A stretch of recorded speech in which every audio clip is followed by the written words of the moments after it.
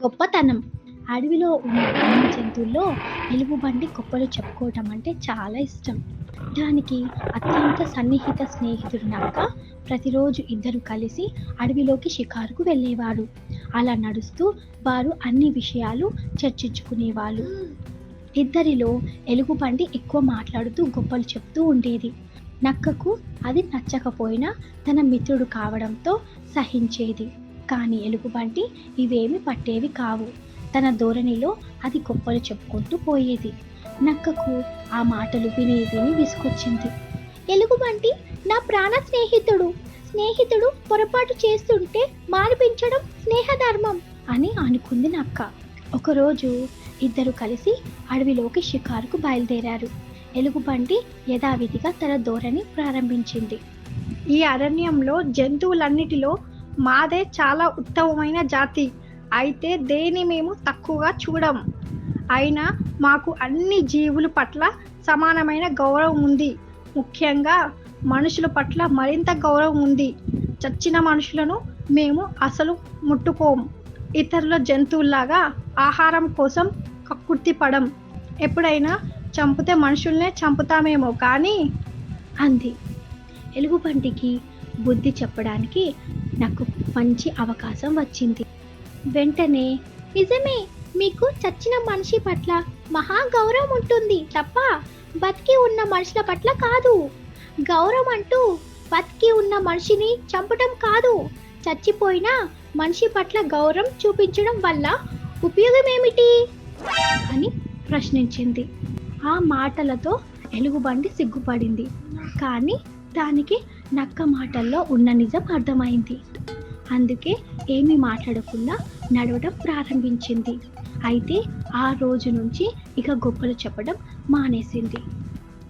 స్నేహం కోసం. ఒక అడవిలో జింక, కాకి, ఎలుక, తాంబేలు ఉండేది. ఆ నలుగురు ప్రాణ స్నేహితులు. రోజు సాయంత్రం తాబేలు ఉండే కొలను ఒడ్డున ఇవన్నీ కలుసుకొని కబుర్లు చెప్పుకునేవి. ఒకరోజు సాయంత్రం కొలను ఒడ్డున స్నేహితుల కోసం ఎదురు చూసిన తాంబేలు అటుగా వెళుతున్న ఒక వేటగాడు కంటపడింది. వెంటనే అతడు దాన్ని పట్టుకొని సంచిలో వేసుకొని ముందుకు కదిలాడు. అప్పుడే కొలను వైపు వస్తున్న కాకి అది గమనించింది. ఈ విషయం జింక ఎలుకకు చెప్పింది. తమ స్నేహితుని ఎలా అయినా కాపాడుకోవాలి అని మూడు తీవ్రంగా ఆలోచించాయి. ఇంతలో ఎలుకకు చక్కటి ఉపాయం తట్టింది. దానికి కాకి జింకలకు చెప్పింది. జింక వేటగాడి ముందు నుంచి వేగంగా పరిగెత్తు వెళ్ళింది. వెళ్ళేదారుల్లో చనిపోయినట్టు పడుకుంది. కాకి దాని మీద వాలి కళ్ళు పొడుచుకొని తింటున్నట్టు నటించింది. అది చూసి ఈరోజు జింక మాంసం దొరికింది అని వేటగాడు సంబరపడిపోయాడు. తాంబేలున్న సంచిని భుజం మీద నుంచి కింద పెట్టి జింకను ఈడ్చుకుపోవడానికి నార కోసం వెతకసాగాడు. ఇదే సరైన సమయమని భావించి ఎలుక తాంబేలున్న సంచిని కొరికేసింది. దాంతో తాంబేలు బయటపడి దగ్గరలో ఉన్న పొదలోకి వెళ్ళిపోయింది. జింక మీద కూర్చొని ఇదంతా గమనించిన కాకి వెంటనే కావు కావుమంటూ ఎగిరిపోయింది. తమ ఉపాయం ఫలించింది, తాంబేలు తప్పించుకుందన్న విషయం అర్థం చేసుకుని జింక వెంటనే లేచి పారిపోయింది. చనిపోయింది అనుకున్న జింక లేచి పరుగు తీసేసరికి వేటగాడు నివ్వెరపోయాడు. జింక పోతే పోయింది, తాంబేలు తీసుకెళ్దాం అనుకుని సంచిని తీసేసరికి అందులో తాంబేలు లేదు. దొరికిన దాంతో తృప్తి పడక అత్యాశకు పోయాని అని వేటగాడు పశ్చాత్తపడ్డాడు. ఎలాగైతే ఏం, తమ మిత్రుడిని కాపాడుకోగలిగామని కాకి, జింక, ఎలుక ఎంతో సంతోషించాయి. చిరుతపులి గాడిద నీతి కథ. అనగనగా అడవిలో ఒక చిరుతపులి ఉండేది. దానికి వయసు పైబడడంతో వేటాడడం చాలా కష్టమైపోయింది. అది వయసులో ఉన్నప్పుడు చాలా జంతువులను వేటాడి తినేది. కానీ ఇప్పుడు ఏదైనా జంతువు తన దగ్గరికి వస్తే తప్ప తినలేని పరిస్థితి. కొన్ని రోజులుగా ఏ జంతువు ఆ చిరుత దగ్గరకు రాలేదు. అయ్యో దేవుడా, నాకెంత కష్టం వచ్చింది. ఆహారం తినక చాలా రోజులవుతుంది. ఇలాగే నేనుంటే చనిపోతాను అనుకొని బాధపడసాగింది. ఇంతలో ఒక గాడిద అటువైపు మేత మెయ్యడానికి వచ్చింది. గాడిద గడ్డి మేస్తుండగా చిరుతపులి గాడిదను చూసింది. దానిని చూడగానే ఆ చిరుతకు కడుపు నిండినంత సంతోషం వేసింది. వెంటనే అది గాడిదతో మాట కలిపింది. ఓ గాడిద, ఎలా ఉన్నావు? బాగున్నావా అని పలకరించింది. గాడిదకు చిరుతను చూడగానే చాలా భయం వేసింది. వామ్మో, ఈ చిరుత నన్ను ఖచ్చితంగా తినేస్తుంది. ఇప్పుడు ఎలాగైనా నన్ను నేను రక్షించుకోవాలి అని ఆలోచనలో పడింది. వెంటనే దానికొక ఉపాయం తట్టింది. ఒక కాలును పైకి లేపి కుంటుతున్నట్టుగా నటించింది. అయ్యో! ఏమైనది గాడిద? అలా కుంటుతున్నావు? ఈ అడవిలో గడ్డి మేస్తుండగా ఒక పొడమైన ముల్లు నా కాలుకు గుచ్చుకున్నది. దానివల్ల నాకు నడవడం కూడా చాలా కష్టంగా ఉంది. అవునా? నీ నొప్పిని నేను తీసేస్తాను. నా దగ్గరకు రా. అది ఎలాగా చిరుతగారు? అంటూ సందేహం వెల్లబూచింది గాడిద. నిన్ను చంపి నీ నొప్పిని తీసేస్తాను. అందుకు గాడిద సంతోషంగా ఒప్పుకుంది. అది అంత సులువుగా అంగీకరించడంతో చిరుత ఆలోచిస్తూ గాడిదను తినడానికి ముందుకు వెళ్ళింది. వెంటనే గాడిద, ఆగండి ఆగండి చిరుతగారు, ఒకటి ఆలోచించండి. నా కాలుకున్నది చాలా పెద్ద ముళ్ళు. నన్ను చంపి తినే సమయంలో అది గొంతులో ఇరిగి మీరు కూడా చనిపోయే ప్రమాదం ఉంది. కనుక ముందు నా ముళ్ళును తీసేసి తర్వాత మీరు హాయిగా తినండి.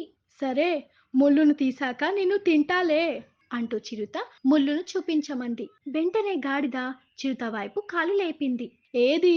ఎక్కడ ముళ్ళు కనిపించడం లేదే అంటూ చిరుత అరికాలలో ముళ్ళును వెతకసాగింది.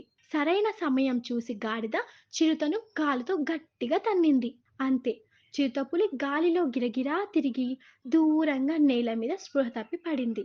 చిరుతపులి గారికి ముళ్ళు కాదు, చుక్కలు కనిపించాయనుకుంటా అని నవ్వుకుంటూ గాడిద అక్కడి నుండి వెళ్ళిపోయింది. ఈ కథలోని నీతి ఏమిటంటే, తెలివితేటలతో ఎంతటి ప్రమాదం నుండైనా బయటపడవచ్చు. ముసలి నక్క, తోడేలు. ఒక అడవిలో ఒక ముసలి నక్క ఉండేది. ఆ నక్క నడవలేక నడవలేక నెమ్మదిగా అటు ఇటు తిరుగుతుండేది. అడవికి సమీపంలో ఒక తోడేలు ఉండేది. అది మంచి వయసులో ఉండి చాలా బలంగా, దిట్టంగా బలిసి ఉండేది. దానికి నక్కను చూస్తే ఎగతాళి. నక్క కనబడితే చాలు, ఓసి ముసలి నక్క అంటూ ఎకసెక్కం చేస్తుండేది. ఒకరోజు నక్క తన దారిన తాను పోతూ ఉండగా తోడేలు ఎదురు వచ్చి, ఓసి ముసలి నక్క, ఎక్కడికి పోతున్నావు అని అడిగింది. వయసులో ఉన్నానని మిడిసిపడకు. నీవెంత బలంగా ఉన్నా మనిషి బలం ముందు నీ బలం ఎందుకు పనికిరాదు. ఎవరా మనిషి? నాతో పోటీ పడమను. నాకంటే బలవంతులు ఈ ప్రపంచంలో ఎవరు లేరు అంది తోడేలు పొగరుగా. ఇంతలో ఒక వృద్ధుడు అటు వచ్చాడు. ఇతనేనా ఆ బలవంతుడు? ఇతను కాదు అంది నక్క. తరువాత ఒక బాలుడు వచ్చాడు. ఇతనేనా ఆ బలవంతుడు? ఇతను కాదు, ఇతను చిన్న పిల్లవాడు. ఆ తరువాత యవ్వనంలో ఉండి ఒక బలిష్టంగా ఉన్న ఒక వేటగాడు వచ్చాడు.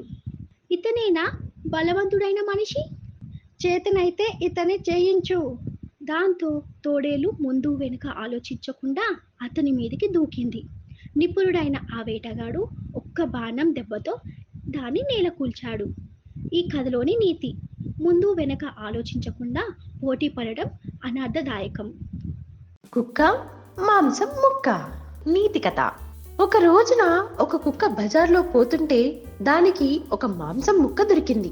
దానికి చాలా ఆకలిగా ఉంది, కానీ అక్కడే తినడం దానికి నచ్చలేదు. హాయిగా కాలువ ఆవలి ఒడ్డుకు పోయి ఎవరూ లేని చోట తింటాను అనుకుంది. కాలువ మీదనున్న చిన్న వంతెన దాటి ఆవలి వైపుకు పోతూ పోతూ నీళ్లలోకి చూసింది. అక్కడ ఒక కుక్క, దాని నోట్లో కూడా మాంసం ముక్క కనిపించాయి. అది తన నీడ అని దానికి తెలియదు. అబ్బా, ఆ మాంసం ముక్క ఎంత బాగుందో! ఆ ముక్క కూడా నాకు వస్తే నాకు 2 ముక్కలుంటాయి. హాయిగా తినవచ్చు. నేను గట్టిగా మరిగితే ఆ కుక్క హడలిపోయి ఆ మాంసాన్ని వదిలేసి పారిపోతుంది అనుకొని బూ బూ అని అరిచింది. ఇది మురిగితే ఆ కుక్క జవాబుగా ఏమీ మురగలేదు, కానీ ఒక చప్పుడు మాత్రం వినిపించింది. అది కుక్క నోట్లోని మాంసం ముక్క నీళ్లలో పడిన చప్పుడు. అయ్యో, లేని దాన్ని నమ్మి ఉన్నదాన్ని కూడా పోగొట్టుకున్నానే అంటూ ఏడుస్తూ కూర్చుంది. కథలోని నీతి ఏమంటే, లేని దానికి ఏడిస్తే ఉన్నది కూడా పోతుంది.